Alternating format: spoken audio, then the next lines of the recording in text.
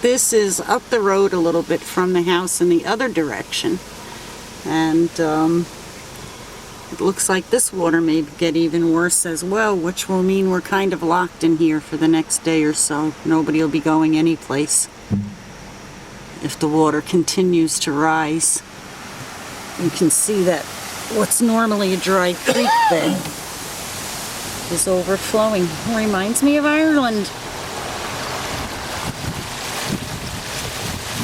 And here we are now. We jerks are going through it. How about that? We really hadn't have done this.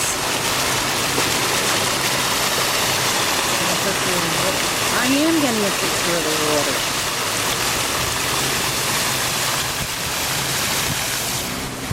I'm not rolling.